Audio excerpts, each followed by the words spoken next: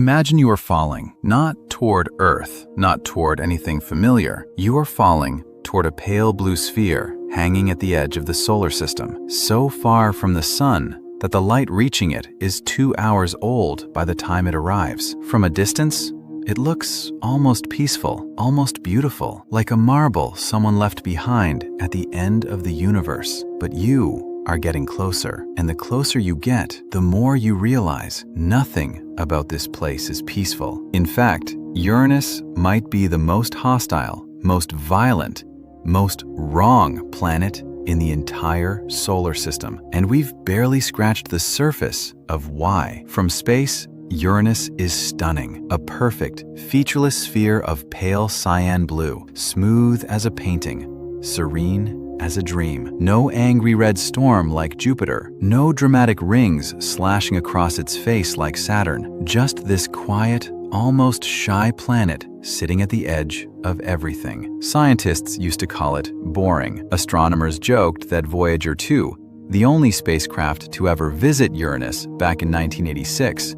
flew past and found almost nothing interesting, just a blue ball with faint rings and a handful of moons. But something is wrong, because the more we study Uranus, the more we realize the calm is a mask. Beneath that serene blue surface is a place of absolute, unrelenting chaos, a world that shouldn't exist the way it does, behaving in ways that violate every rule we thought we understood about planets. A world that looks like it survived something catastrophic. A world that, in many ways, didn't survive. Here's where it starts. Every planet in our solar system spins upright, more or less. Earth tilts at 23 degrees. Even the wild ones stay mostly vertical. But Uranus spins on its side, a 98-degree axial tilt. It doesn't rotate like a top, it rolls like a barrel, tumbling sideways through space, its poles pointing almost directly at the sun. That alone should terrify you, because it means something hit Uranus, something enormous. Billions of years ago, a collision so catastrophic that it literally knocked this planet onto its side and kept it there. We're talking about an object potentially the size of Earth slamming into an ice giant at tens of thousands of miles per hour, an impact so violent that the entire rotational history of the planet was erased and rewritten in a single moment. We don't know exactly what hit it. We don't know where that object is now. We just know the evidence is written into the planet's body forever, a permanent scar that reshapes everything about how this world works. But here's the problem. That tilt creates seasons unlike anything else in the solar system. Each pole spends 42 years in total darkness, then 42 years in constant sunlight. Imagine 42 years of endless night, then 42 years of a sun that never sets. No day, no night, just decades of one extreme, then the other. The climate swings are so dramatic, so prolonged, that even our best models struggle to predict what happens in those transition zones where darkness meets the returning light. Now imagine you're descending. Your ship, hypothetical because we have nothing that could survive this, begins to enter the atmosphere. The first thing you notice is that there is no surface, no ground to land on, no moment where space ends and planet begins. Just atmosphere, getting thicker, getting denser, getting darker, going down forever. The top layers are hydrogen and helium, cold enough to freeze the cells in your body solid in seconds. We're talking minus 224 degrees Celsius, making Uranus the coldest planetary atmosphere ever recorded in our solar system, colder than Neptune, which is twice as far from the sun. We still don't fully understand why. Something is wrong with the heat inside Uranus. Something is broken, but it gets worse. Descend further and the pressure begins to crush you, not like a hydraulic press, like the weight of an entire sky collapsing inward at once. from every direction simultaneously. What starts as weightlessness becomes compression. Your suit fails, your ship fails, everything fails, and you keep falling because there is nothing to stop you. Then you hit the methane clouds. Methane gives Uranus its blue color. It absorbs red light and reflects blue.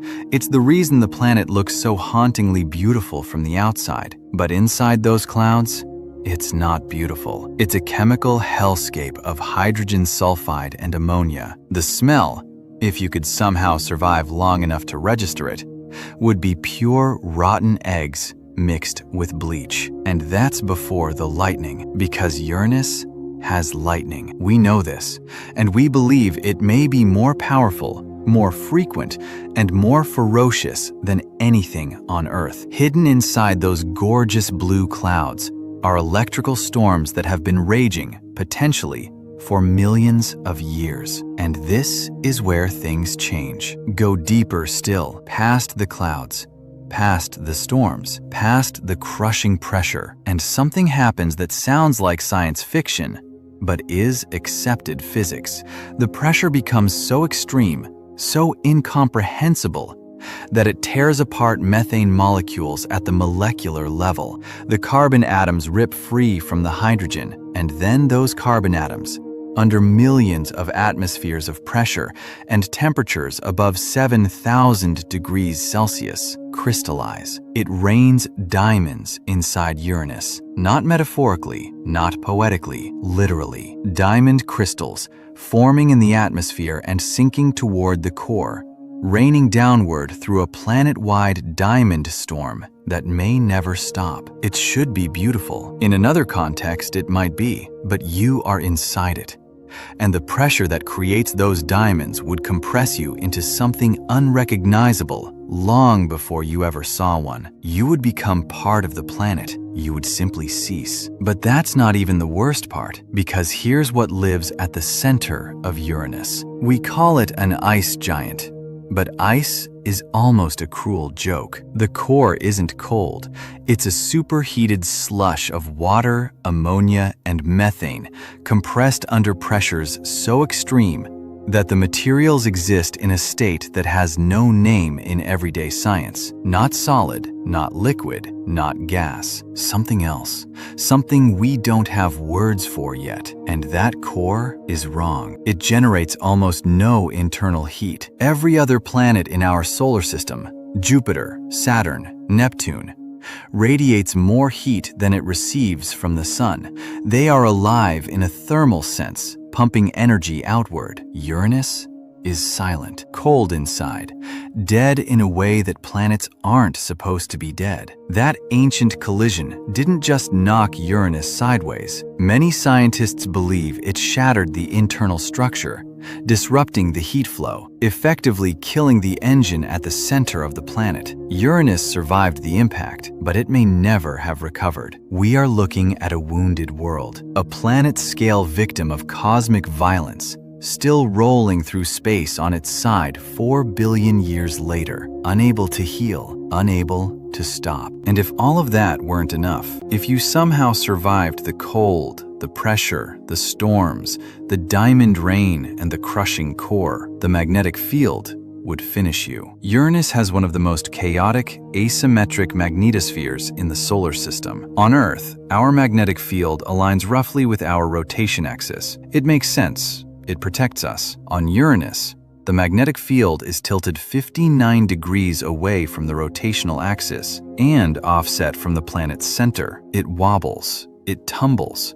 It creates magnetic chaos that twists and snaps like a broken power line. Because of the planet's sideways rotation, this field spins in a corkscrew pattern through space, literally flipping the planet's magnetic connection to the solar wind on and off, opening and closing the magnetosphere like a valve every single day. It's a defense system that turns itself off repeatedly, exposing the planet and anything near it to the full force of solar radiation in pulses. We've never seen anything like it anywhere else in the solar system. We don't fully understand it. We don't know what causes exactly this configuration, or what it means for any potential moons that might harbor something, anything, beneath their surfaces. And so you drift back, away from the pale blue marble, away from the diamond rain and the broken core and the screaming magnetosphere and the 42-year winters. You watch it from a distance again. It looks peaceful. It always looks peaceful. And maybe that's the most terrifying thing of all. Not that Uranus is violent and broken and strange, but that it hides it so well. That the universe wraps its most horrifying places in beauty. That the thing that kills you doesn't always look like a threat. That 4 billion miles from the only home humanity has ever known, a wounded giant rolls silently through the dark, carrying its scars on the inside, waiting. We sent one probe, once. In 1986, we took a few photographs, made a few notes, and left. We haven't been back since. Maybe that's not negligence. Maybe, somewhere in the instinctual part of the human brain that is always known to step back from the cliff edge, we understood something our instruments couldn't measure. Some places in the universe are not for us. Some places were never meant for us. And Uranus, quiet, beautiful, broken, deadly, has been out there this whole time, proving it.